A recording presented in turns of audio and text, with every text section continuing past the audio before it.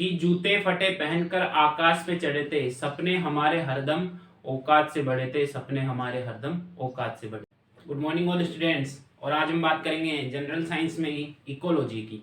Ecology, what is ecology? Ecology को हिंदी में पारिस्थितिकी कहते हैं और इसमें अपन इसका अध्ययन करते हैं। देखिए, जीव, ऑर्गेनिज्म और पर्यावरण के बीच में किसका? संबंधों का क्या करते हैं? संबंधों का क्या करते हैं? अध्ययन करते हैं। ठीक है। इको मतलब क्या है यहाँ पे? पर्यावरण। ठीक है, नेचर। और लॉजी का मतलब स्टडी। पर्यावरण और जीव के बीच में संबंधों का अध्ययन क्या कहलाता है? इकोलॉजी में पढ़ा जाता है या इकोलॉजी कहलाती है। ठीक है। अब आगे देखिए, जीव में कौन कौन आएगा? जंतु और पादप दोनों। ठीक है, एनिमल्स और प्लांट्स सभी को जीवों में पढ़ा जाता है। और उनके बीच, उन मतलब जंतु और पर्यावरण के बीच, प्लांट और पर्यावरण के बीच में क्या क्या सिस्टम चलता है, क्या नहीं चलता है। प्लांट क्या कर रहा है? फोटोसिंथेसिस कर रहा है, वाटर ले रहा है, खनिज लवण ले रहा है मृदा से। ठीक है, ऑक्सीजन ले रहा है, CO2 ले रहा है, अन्य गैस से जैसे अपन लेते हैं O2 ले रहे हैं, CO2 ले रहे हैं। प्लांट्स को अपन खाते हैं, भोजन के रूप में लेते हैं। तो अपना क्या है पर्यावरण के प्रति संबंध, जंतुओं का क्या है, जीवों का क्या है, सभी जीवों का मिलाकर संबंधों के अध्ययन को किस में पढ़ा जाता है? बायो की इकोलॉजी टॉपिक में, सब्जेक्ट में पढ़ा जाता है, शाखा में पढ़ा जाता है। अब देखिए स्टार पॉइंट, और बहुत सी बार पूछा गया है, बहुत बार। ठीक है, very important. Father of ecology, father किसे कहते हैं? जो सर्वप्रथम बताता है अपने। जैसे जेनेटिक्स के बारे में अपने किसने बताया? कमेंट करके डालना। देखिए, फादर ऑफ इकोलॉजी किसे कहेंगे? ओडम या रिटर को। ठीक है, एक ही नाम है, कोई बात नहीं। इकोलॉजी शब्द किसने दिया? सर्वप्रथम शब्द किसने दिया? हेकल ने दिया। और father of Indian ecology, Bharat में सर्वप्रथम, भारतीय ऐसा कौन सा वैज्ञानिक है जिसने सर्वप्रथम बताया? तो कौन है? प्रोफेसर रामदेव मिश्रा। समझ में आया बात को? ये नाम याद रखना आपको, तीन, ज्यादा ही नहीं है, तीन ही है और इंपॉर्टेंट है इसलिए लिखा है इनको। ठीक है। अब देखिए, एक दूसरा शब्द आता है पारिस्थितिकी तंत्र। पारिस्थितिकी मतलब जीव और पर्यावरण के बीच में उपयोग आने वाले सभी जीवों को, सभी सजीवों को, निर्जीवों को, ठीक है, से मिलकर क्या बनता है? एक तंत्र बनता है, सिस्टम बनता है, जिनमें जीवित भी आ गए और निर्जीव भी आ गए। ठीक है, जैसे हवा है, मृदा है, ये तो निर्जीव में आ गई, और सजीव में प्लांट्स और जंतु। ठीक है, देखो इस शब्द, ये इकोसिस्टम शब्द का उपयोग सर्वप्रथम किसने किया था? टेंसले ने दिया। और इसमें कौन कौन को पढ़ते हैं अपन? जैविक और अजैविक घटकों को पढ़ा जाता है, बायोटिक और अबायोटिक कंपोनेंट्स को पढ़ा जाता है। बायोटिक में देखते हैं और अजैविक में देखते हैं कौन कौन से हैं। शब्द से समझ में आ रहा है, जैविक मतलब जैविक, अजैविक मतलब निर्जीव। ठीक है, तो इनमें डिफरेंस देखते हैं। देखिए, आगे बात करते हैं हम बायोटिक और अबायोटिक में डिफरेंस क्या है, क्या क्या अंतर है, या कौन कौन इनके अंदर आता है। तो पहले बायोटिक या जैविक घटक कहते हैं हिंदी में। ठीक है, इनमें सभी सजीव आते हैं, सभी सजीव आते हैं। सर, सजीव भी क्या अलग अलग प्रकार के होते हैं? हाँ, सभी सजीव आते हैं और सजीव अलग अलग भिन्न भिन्न प्रकार के होते हैं। कैसे? जैसे कि देखो, प्लांट्स, जंतु, बड़े जंतु, सूक्ष्म जंतु, सूक्ष्म जंतु में कवक, शैवाल इत्यादि। ठीक है, देखो कौन कौन आएगा, एग्जाम्पल देखते हैं। जंतु, पादप, कवक, कवक को इंग्लिश में क्या बोलते हैं? फंजाई। ठीक है, फंजाई, एल्गी, एल्गी मतलब शैवाल। ठीक है, और बैक्टीरिया वगैरह जीव, सूक्ष्म जीवाणु। ठीक है, आगे बात समझ में। अब देखो यहाँ पर इंपॉर्टेंट, ये तो उदाहरण हो गए, और ये जो होते हैं उनको कहाँ पढ़ा जाता है? बायोटिक और अबायोटिक को कहाँ पढ़ा जाता है? इकोसिस्टम के अंदर पढ़ा जाता है। अब यहाँ पर इंपॉर्टेंट क्वेश्चन देख लीजिए आप। एक लाइकेन शब्द आपने सुना होगा कभी, और नहीं सुना तो आज देख लीजिए। फंजाई या कवक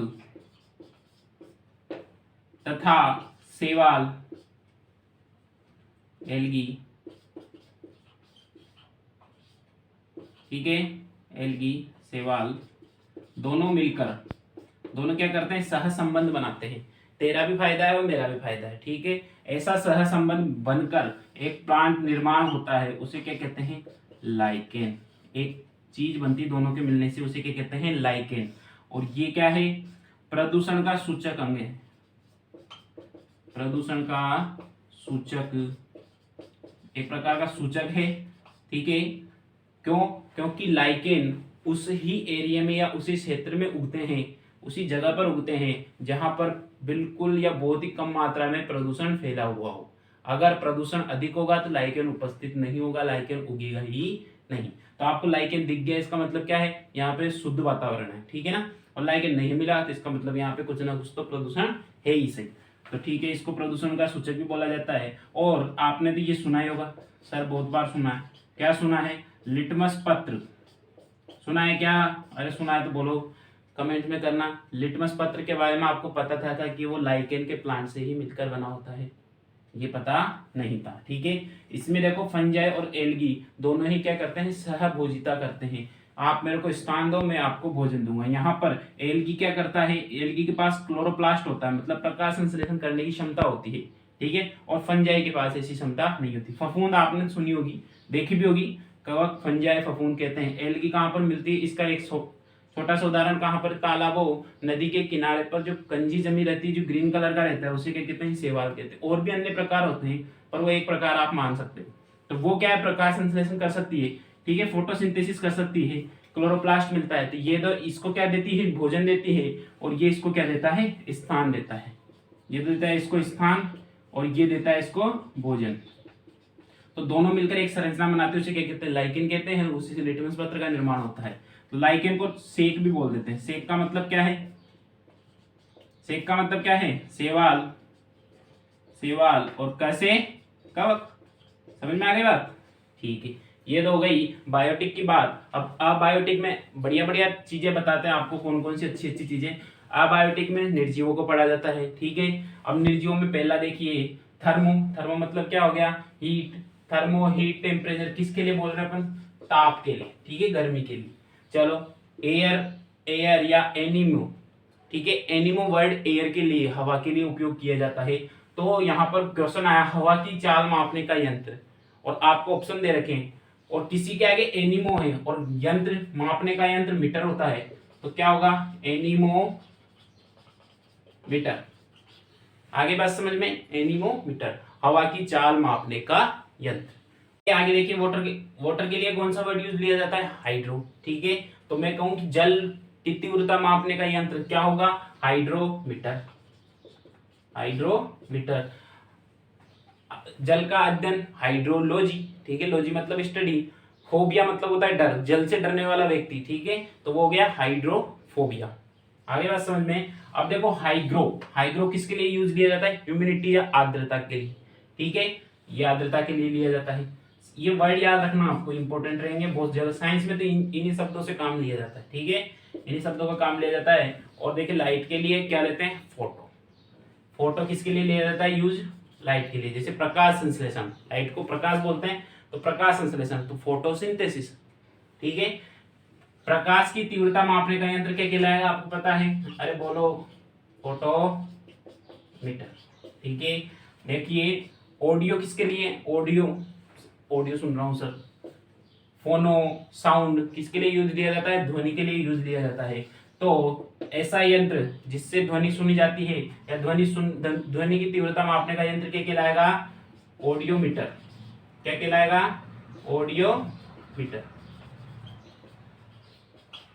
आगे बात समझ में। अब ऑडियो की यहाँ पर एक ऊपर रह गया, लाइट की देखो तीव्रता मापने का यंत्र फोटोमीटर, और लाइट की तीव्रता का मात्रक क्या है, कैंडेला।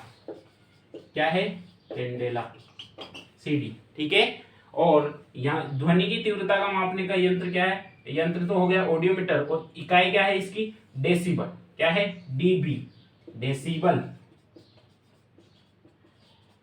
ठीक है। और 80 डेसिबल से अगर अधिक की कोई ध्वनि होती है तो वो प्रदूषित होती है, मतलब वो ध्वनि प्रदूषण कहलाती है, और उसे शोर कहा जाता है।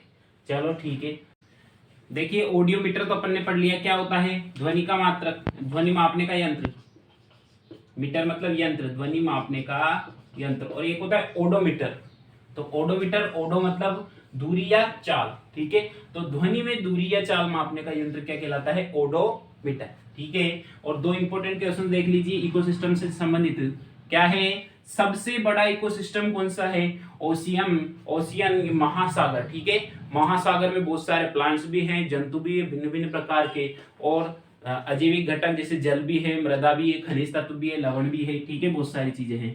तो सबसे बड़ा इकोसिस्टम तो कौन सा हो गया? महासागर। और सबसे छोटा इकोसिस्टम क्या हो गया? एक जल की बूंद, जिसमें छोटे से बैक्टीरिया भी होंगे, जल भी होगा, ठीक है। चलो, धन्यवाद वीडियो देखने के लिए।